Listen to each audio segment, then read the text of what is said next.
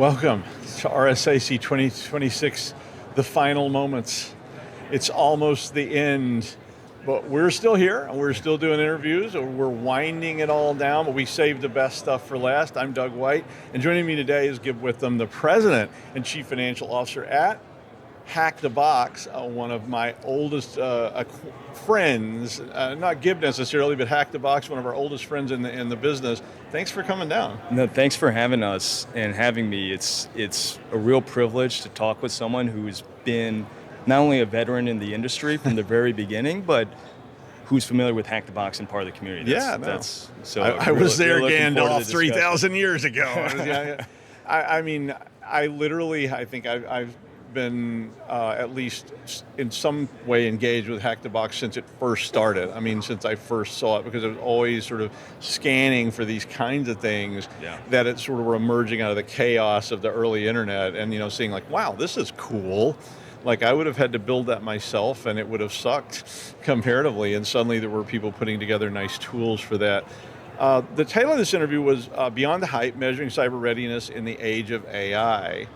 And so I know you wanted to talk some about how AI is transforming some of this stuff.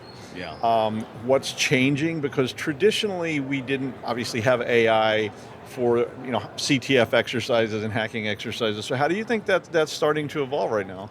Yeah, definitely. And just for some context, and Doug's mentioned, Hack the Box really started, as you know, with a community. Training individuals to become cybersecurity experts, and that's evolved quite a bit. So today the company has 4.3 million users in the community, serves roughly a quarter of the Fortune 500, and the mission is always the same, right? Which is really to empower the users and the customers on our platform to be ahead of the cyber threat. And with AI, that's you've probably seen a lot of the news, right? We've seen Anthropic released a report where they were jailbroken and used to attack 30 different enterprises at machine speeds. We're seeing increases in social engineering attacks by up to 10 times.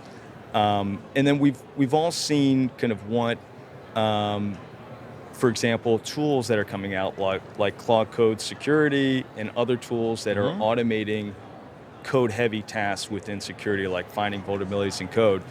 And so, with the threat being enabled by AI, it really changes how we're thinking about empowering our users. And so, happy to talk a little bit more about what we did. As you know, we hold very large cybersecurity competitions, and we've recently held one just to understand where is AI today and how can it be used by our community, by our enterprise users, used productively to really combat the threat today. Yeah, I think that the AI piece is changing this sort of training landscape in the sense that the role that I saw in 1999 of, do I know a command to pipe this in? So these were not, in my opinion, hacks. They were just efficient usage of system commands that evolved into the world of exploits and all these kind of things, which is now kind of evolving into a different world. That it's not just me finding that there's this little teeny hole. It may be an agent finding these things and allowing me to exploit it. Is that fair? Yeah, no, absolutely. And I think, we've seen, we have thousands and thousands of highly realistic, high fidelity cybersecurity environments that are multi-step. And we've been able to track where the current foundational labs and their models are able to perform autonomously. And essentially it's very narrow, right? When we do it on our private labs as opposed to kind of what we put out in the public, they're not really able to get past, let's say, our easy level. Are very easy and easy labs. We have a wide spectrum of difficulty depending on how many steps are involved, and they tend to be very code-heavy tasks. So, for example, finding vulnerability in code, and that's today. That's how you can effectively use AI. But as you know, AI is, if we all use it in our personal lives, it is really applying your domain knowledge to be able to prompt it effectively to get good outputs, as well as being able to QA those outputs to understand, is this the correct output, or do I need to change or modify and iterate my prompts, or apply the use of LLMs or AI to other tasks. Okay. And so we wanted to take a look at that and see what the current state is when we did this competition in late November last year, and see what that looked like at scale. Like if we had 1,500 teams compete, human-only teams, as well as teams that are using AI directly, kind of connected to the MCP, that sounds like cool. what does that look like? Yeah. I'm scared of it, but okay. Yeah. But it was interesting. I mean, like a third of those teams were using off-the-shelf coding assistants, Okay. which is so nothing necessarily specialized. Yeah. And 2/3 of those teams were using kind of specialized or custom-built agents. And there was a 40% uplift in terms of how quickly they could complete exercises. But what's more interesting is like when you stratify and you compare, let's say the top 50% of teams, or the human teams versus the AI augmented teams, people behind the AI, as you go up that stack, it was a disproportionate impact or lever effect the more security skill and capability the operators had. And so what that means is while there's generally a 40% speed increase when we did this competition for the AI augmented teams, for the top performers, when we compare the top performers of both teams, there was a leverage effect of almost 4 times. Wow. And it's kind of interesting to think, AI is a potential large lever, but as we know, there's garbage in, garbage out. Yeah. And security skill and context, based on what we saw in the results, might be the most important thing right now in terms of getting leverage out of AI. I completely agree with that. I mean, I think AI hasn't quite yet learned to be smart enough to completely replace the human piece in this. I think the smarter you are with AI and the smarter you are with the actual skills, the more power you're going to have in these kind of competitions. So if you took, say, me, the weakest hacker there, and gave me a great AI, that's one thing. If you took Larry Pesci and said, Larry, I'm going to give you the best AI, that's going to be a very different outcome between those two people, because I'm a weak pen tester. I like it, but Hardly. I know you've built your own professional labs of I that have, grade, so. but I've always been more of a blue teamer.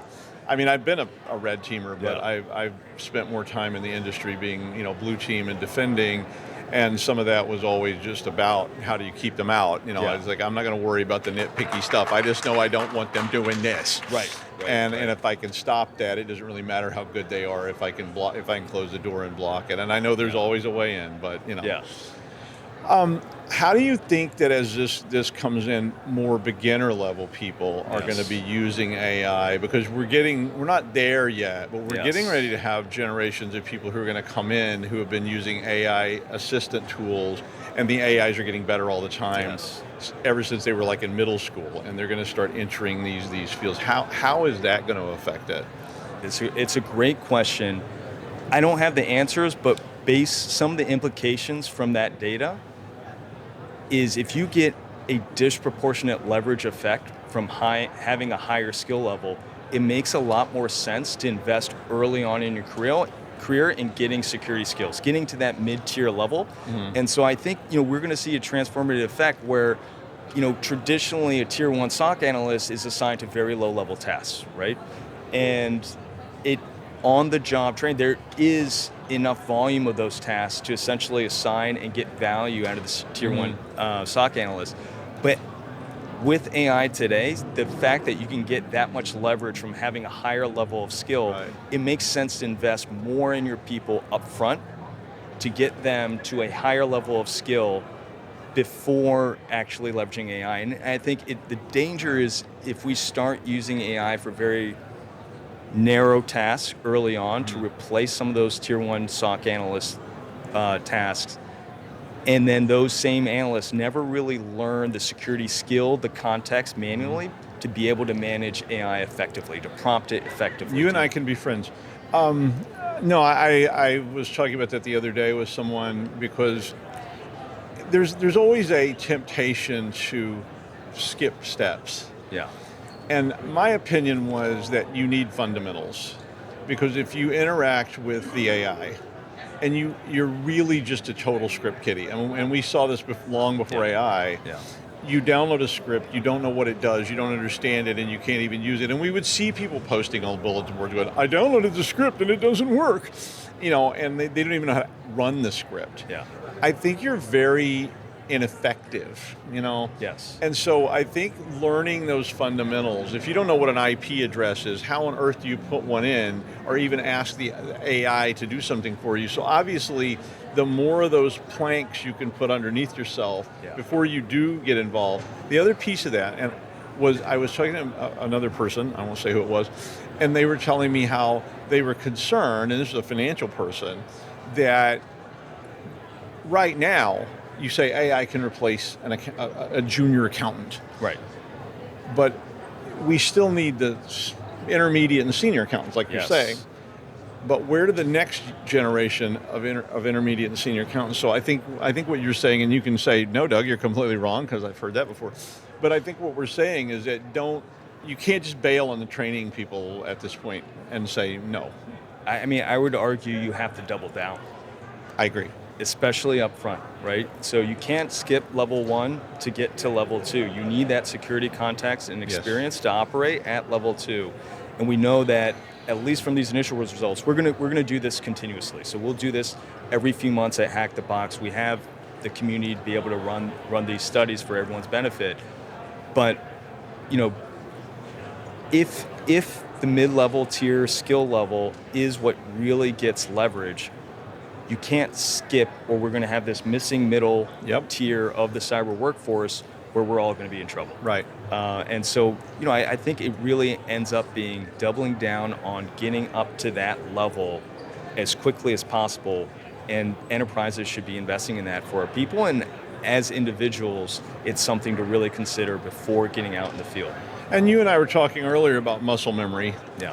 And tools like Hack the Box the reason I've always advocated tools like that is because that's what starts to build that muscle memory.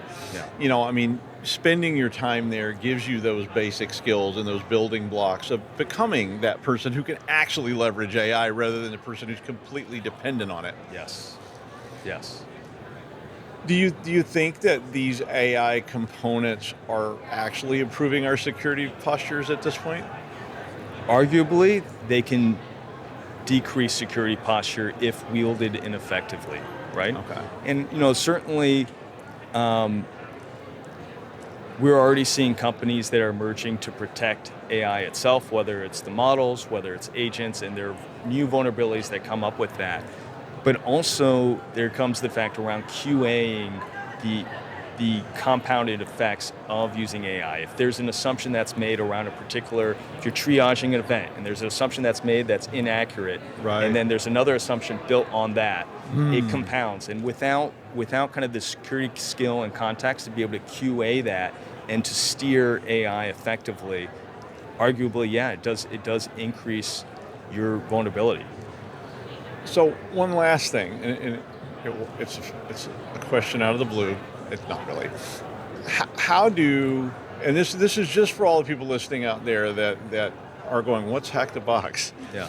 I mean, I've told so many students over the years about Hack the Box, other things down through the years, because they ask me, how do I get into this? How do I get started? How do I start building that muscle memory? How do I get to that tier you're talking about where I can utilize AI?